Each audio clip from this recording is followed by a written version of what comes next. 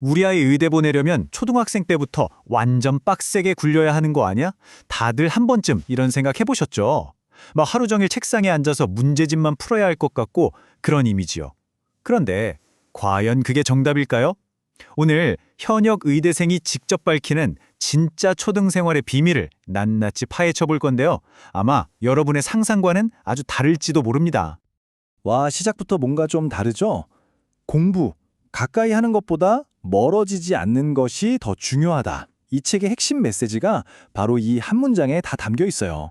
아이를 공부 기계로 만드는 게 아니라 공부랑 평생 갈 친구로 만들어주는 것. 그러니까 다시 말해서 초등 6년의 진짜 목표는 번아웃을 막는 거라는 거죠. 야, 정말 흥미로운 관점이지 않나요? 자, 그럼 한번 제대로 파고들어 볼까요? 의대생이 밝히는 첫 번째 비밀입니다. 부모가 아이에게 할 수 있는 최악의 행동 중 하나가 바로 공부 강요라고 하는데요. 도대체 왜 그럴까요? 많은 부모님들이 흔히 이렇게 생각하시잖아요.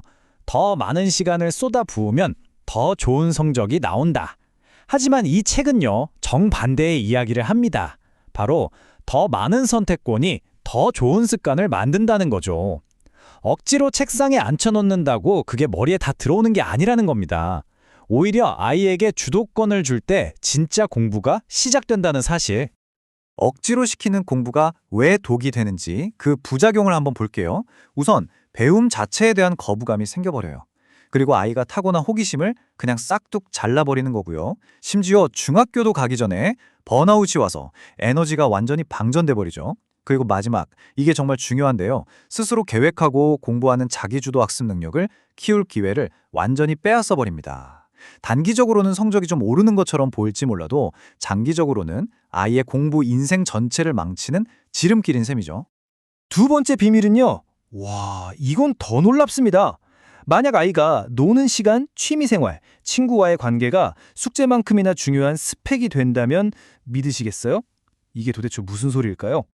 이 책은요, 성봉이 두 개의 단단한 기둥 위에 서 있다고 말해요.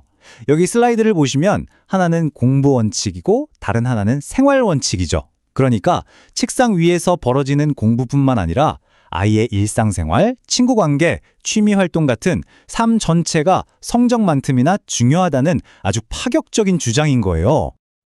이것들이 바로 문제집에서는 절대 배울 수 없는 진짜 스펙들입니다. 친구들이랑 어울리면서 배우는 리더십과 사회성, 실패해도 다시 일어나는 힘, 바로 회복 탄력성 말이에요. 그리고 스트레스를 건강하게 푸는 자신만의 취미, 또 부모님과의 끈끈한 관계에서 오는 정서적 안정감까지 이런 비인지적 능력들이야말로 아이가 길고 험난한 입시 레이스를 완주하게 만드는 진짜 에너지원이라고 저자는 강조하고 있습니다. 자, 그럼 이제 이론은 알겠고 어떻게 해야 할까요? 스스로 공부하는 아이로 키우는 구체적인 방법을 한번 살펴보겠습니다. 자기주도 학습의 핵심 엔진은 바로 메타인지입니다. 좀 어려운 말 같죠? 괜찮아요. 제가 아주 쉽게 설명해 드릴게요. 이건 내가 뭘 알고 뭘 모르는지 스스로 아는 능력이에요. 예를 들어 시험을 봤는데 수학 3번 문제를 틀렸어요. 그럼 내가 분수 개념이 약하구나. 이 부분을 다시 봐야겠다. 라고 스스로 진단하고 계획을 세우는 힘이죠. 이게 바로 공부 초고수와 하수를 가르는 결정적인 차이예요. 그럼 이 엄청난 메타인지 어떻게 키워줄 수 있을까요? 책에서 제시하는 아주 구체적인 3단계 방법이 있습니다.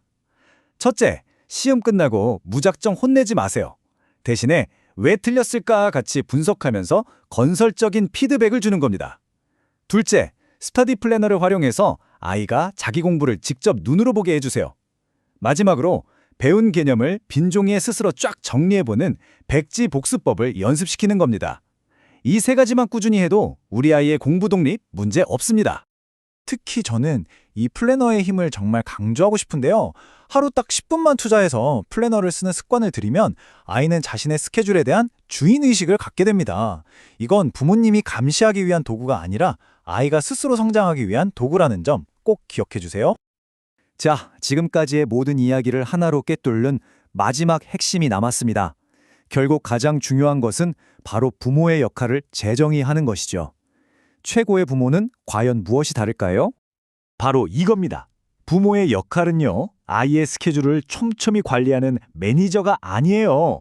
아이의 가능성을 믿고 방향을 함께 고민해주는 든든한 멘토이자 가이드가 되어야 한다는 것.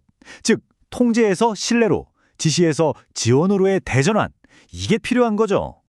아니, 그럼 어떻게 해야 매니저가 아니라 든든한 가이드가 될 수 있을까요? 방법은 의외로 우리 일상 속에 있습니다. 아이의 이야기에 진심으로 귀 기울여주고 언제나 돌아올 수 있는 안정적인 가정을 만들어주는 거죠. 아이가 책을 읽길 바라세요? 그럼 거실에서 스마트폰 대신 책을 읽는 모습을 보여주시는 거예요. 그리고 무엇보다 중요한 것? 바로 우리 아이의 잠재력을 세상 그 누구보다 굳게 믿어주는 것. 그것이 모든 것의 시작이자 끝입니다. 자, 오늘 의대생이 알려준 초등 생활의 비밀 어떠셨나요? 핵심은 강요가 아닌 선택권에 있었습니다. 오늘 저녁 우리 아이에게 어떤 작은 선택권을 선물해 보시겠어요? 저녁 메뉴 고르기부터 숙제 순서 정하기까지 그 작은 선택 하나가 아이의 미래를 바꾸는 아주 큰 씨앗이 될지도 모릅니다.